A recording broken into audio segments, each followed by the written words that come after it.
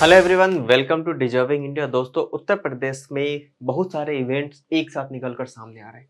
हालांकि इवेंट काफी पुराना है, लेकिन चर्चा में आ गया है, इसलिए हम लोग इसको डिस्कस कर रहे हैं।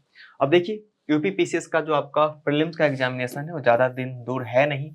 तो ऐसे में आपको वहाँ के जितने भी इंपॉर्टेंट कंटेम्प्रेरी इशूज हैं उसकी नॉलेज आपकी होनी चाहिए, उसकी अच्छी तैयारी होनी चाहिए। इसी के साथ साथ उसका रिविजन भी आपको लगातार करते रहना है। मैं ये मान के चल रहा हूँ कि इसकी आपने पहले से इसको पढ़ा होगा। मैं एक रिवीजन के तौर पे आज के इस लेक्चर को ले रहा हूं। इसी के साथ साथ आपको पता है कि यूपी का जो पीटी का पेपर है 27 अक्टूबर को है। तो आपको बहुत कम समय मिलेगा प्रीलिम्स और मेंस के बीच में। हालांकि ये जो टॉपिक है ज्यादा कनेक्ट होता है मेंस से, ना कि प्रीलिम्स से। तो आपको अभी इंटीग्रेटेड तैयारी करनी होगी प्रीलिम्स प्लस मेंस की, क्योंकि अभी समय है। तो आप थोड़ा बहुत समय दे सकते हो प्रीलिम्स की प्रिपरेशन को लेकर।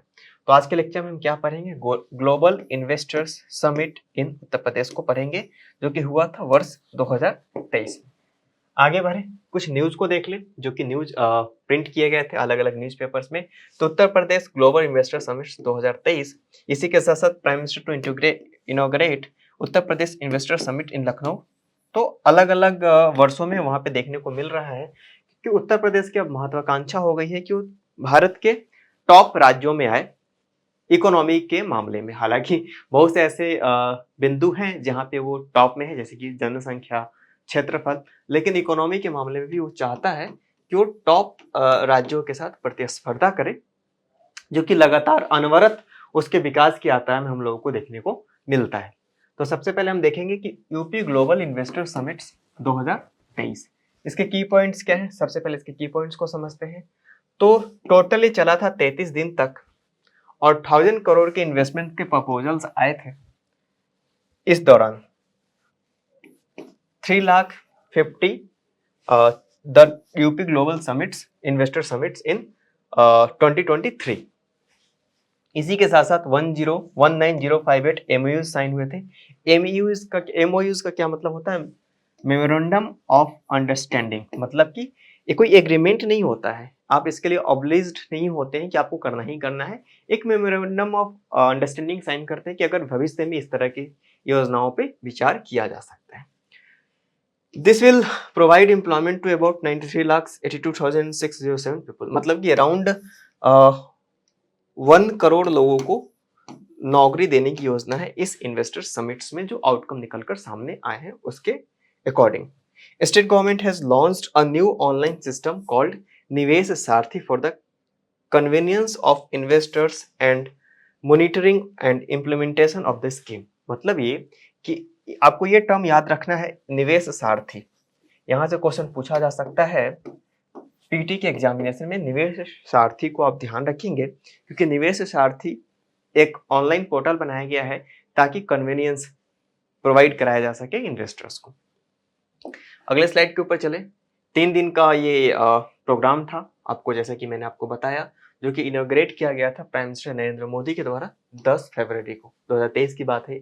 उत्तर Pradesh government has also included sports in this summit. तो इसमें स्पोर्ट्स को भी इंक्लूड किया गया था, ना कि सिर्फ इंडस्ट्री है। तो स्पोर्ट्स को भी एज ए इंडस्ट्री कंसिडर करके चल रही थी उत्तर प्रदेश की government. The Uttar Pradesh cricket association has signed an MOU with the state government to build a stadium with the capacity of around 30,000 in Barabanki. तो आपको जैसे कि पता है कि लखनऊ में स्टेडियम है, नोएडा में भी क्रिकेट स्टेडियम बनने जा रहा है, कानपुर में ग्रीन पार्क स्टेडियम है, लेकिन बाराबंकी में भी उनकी एक योजना है कि यहाँ पे भी एक स्टेडियम बनाई जाए।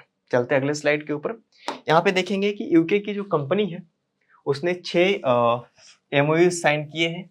किस मामले में? सिक्योरिटी के मामले में, टेक्नोलॉजी के क्षेत्र में और डिफेंस के क्षेत्र में। यूके जो है इन ये सारे सेक्टर्स में बात करी गई है। UK partner country sessions on the last day of the UP global summit. तो जो आखिरी दिन हुआ था उसमें यूके के जो पार्टनर्स कंट्रीज हैं उन्होंने भी पार्टिसिपेट किया था इस मेमोरेंडम ऑफ अंडरस्टैंडिंग में। Now Uttar Pradesh will become a big centre of medical and pharmaceutical centre. तो जैसे कि मैंने आपको बताया कि उत्तर प्रदेश की एक महत्वाकांक्षा है कि वो जल्द से जल्द $1 ट्रिलियन की इकोनॉमी बनकर सामने आए।